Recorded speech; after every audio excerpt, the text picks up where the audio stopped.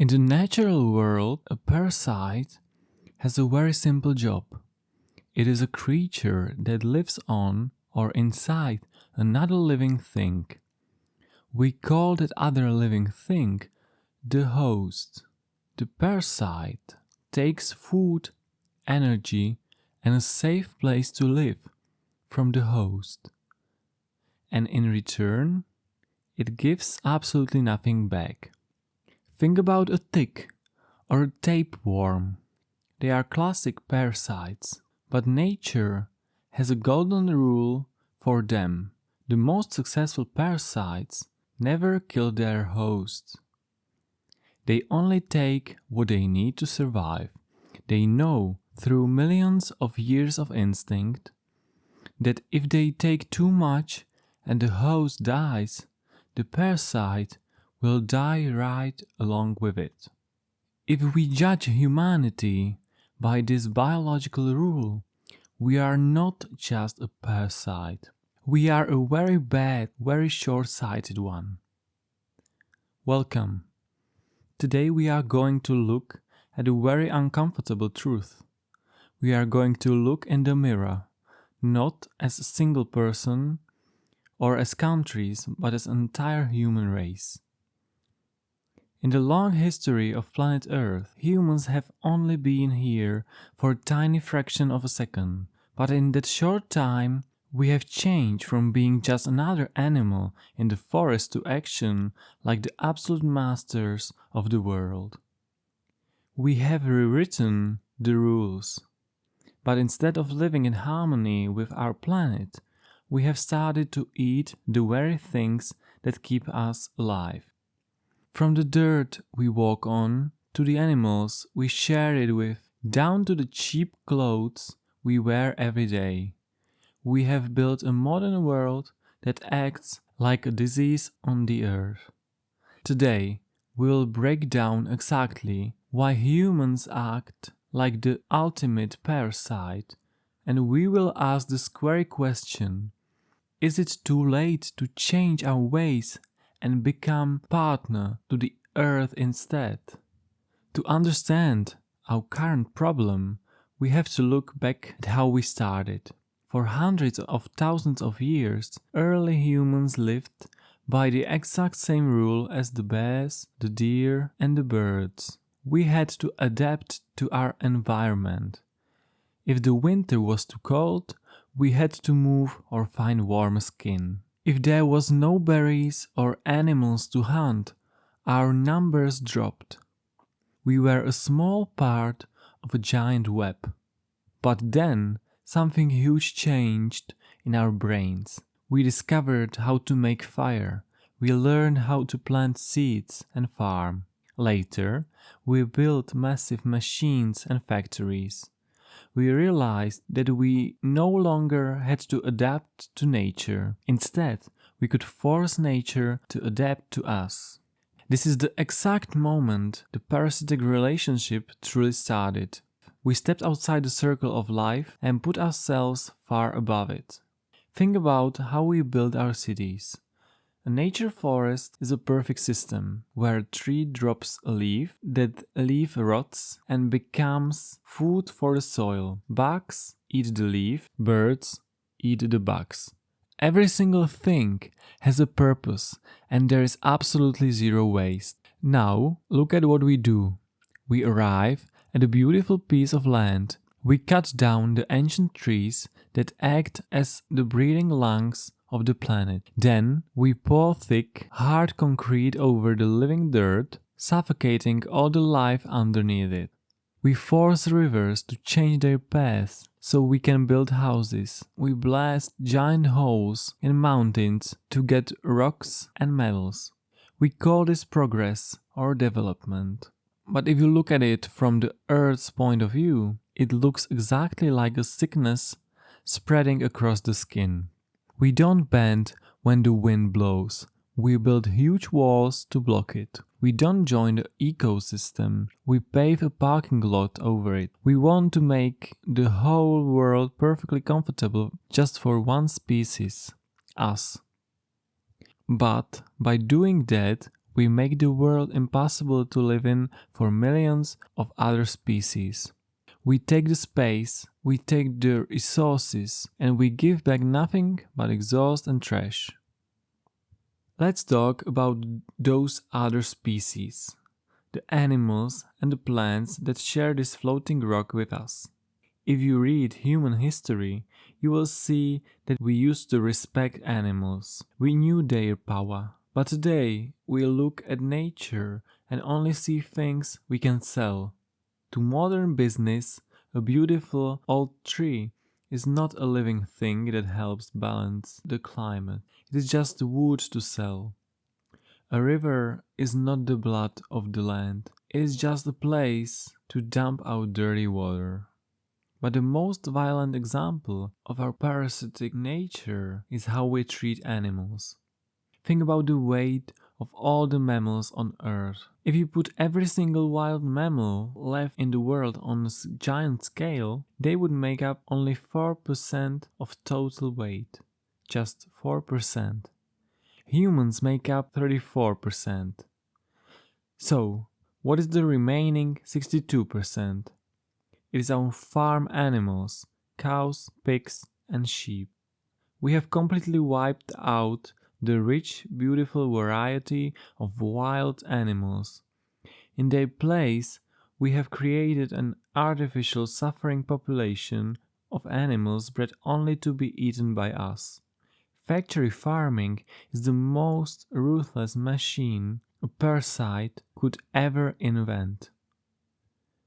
We bring billions of animals into the world, lock them inside dark, crowded buildings, where they never see the sun, and feed them food grown on land that used to be wild forests. Often we burn down parts of the Amazon rainforest just to grow food for cattle. We give them medicine constantly just to keep them alive until they are big enough to kill. This is not a natural food chain. In a natural food chain, the lion eats the deer, but the deer population stays healthy and the grass keeps growing. There is balance. What we do is not balance. It's a planetary mining operation. We are mining the life out of animals. And plants are treated just as badly. When we farm today, we do something called monoculture.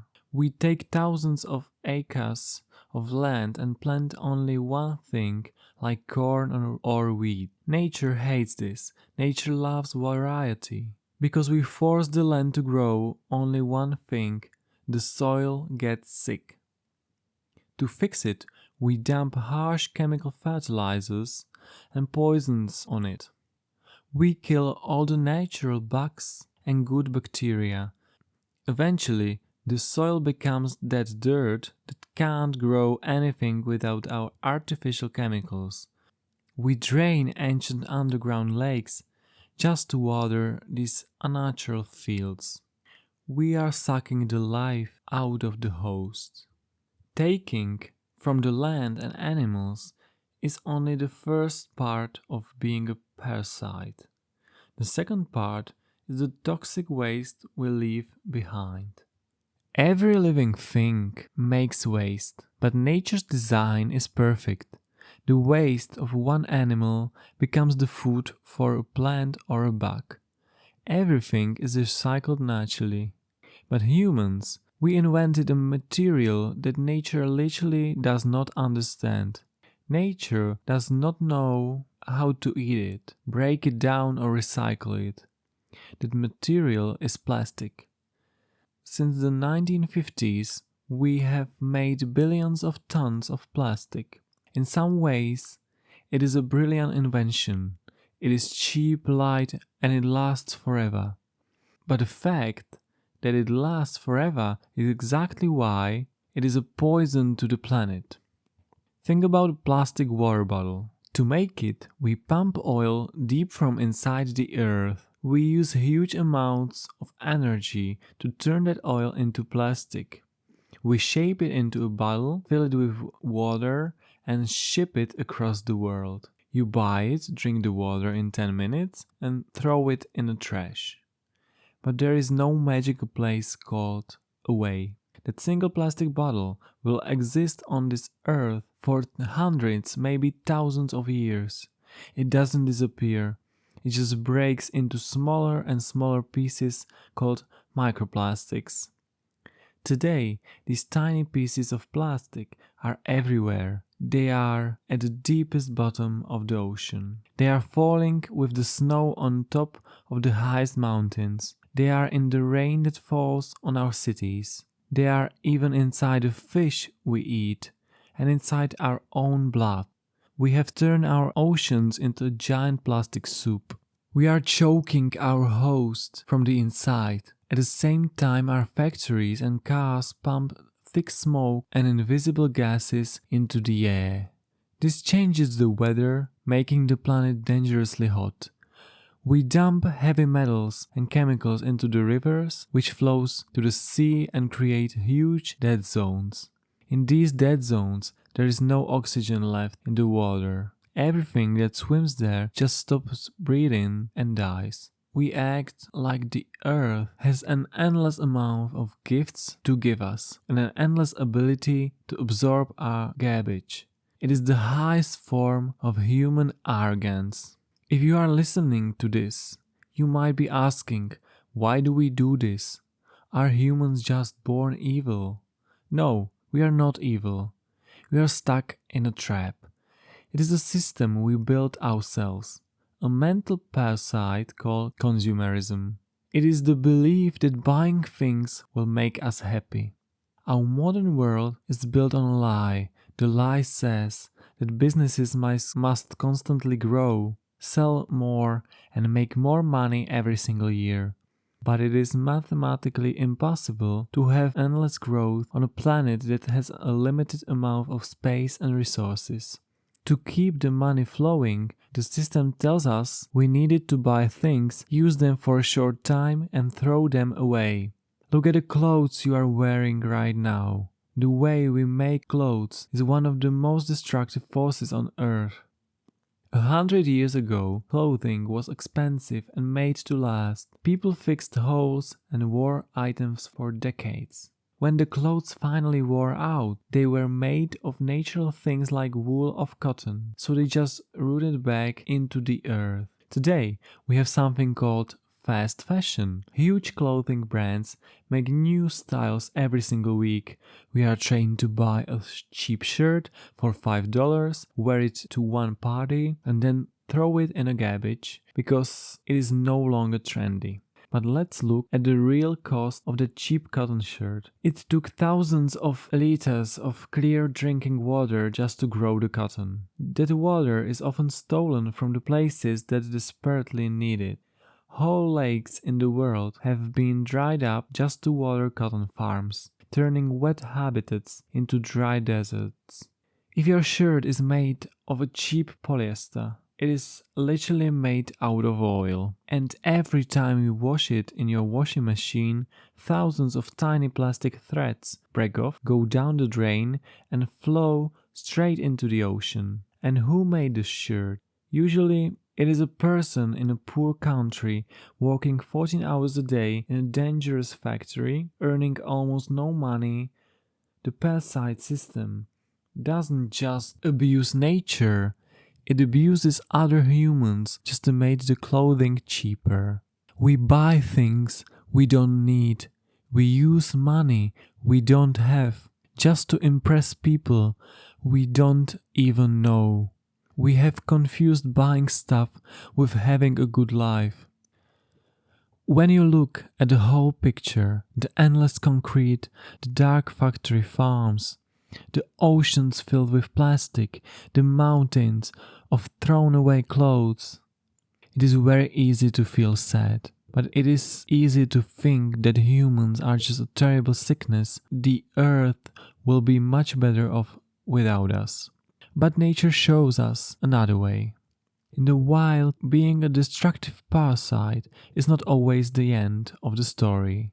Over millions of years, some of the most aggressive parasites evolved. They slowly change into partners. In biology, we call this symbiosis. They learn that keeping the host healthy is actually the smartest way to survive. Instead of just taking, they started to give something back. They became helpful. They became necessary. Humans have a choice. We are the first animal in the history of this planet that can look at what we are doing and understand the damage. A tick cannot decide to stop being a tick. A tapeworm cannot apologize and change its diet. But we can choose to change how we treat our host. We have the big brains, the science, and the tools to fix this. We can build economies where we recycle everything, where trash becomes material for something new. We can use energy from the sun and the wind instead of burning dirty oil.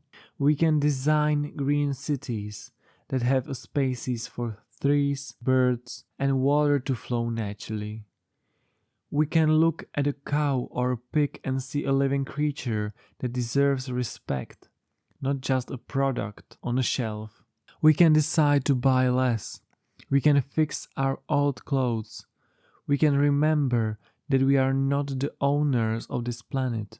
We are just sharing the house with millions of other guests. The question is not whether the Earth will survive.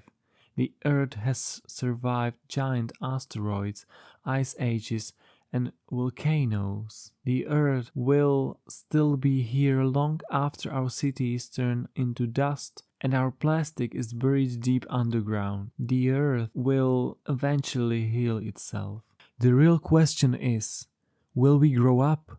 Will we change from a greedy parasite into a careful protector? Or will we keep eating our host until we are nothing but a sad, forgotten memory on a beautiful silent planet? Thank you for joining me. If this episode made you think, share it with someone else. Talk about it. Changing from a parasite to a partner starts with opening your eyes. Until next time, please, tread lightly on the earth.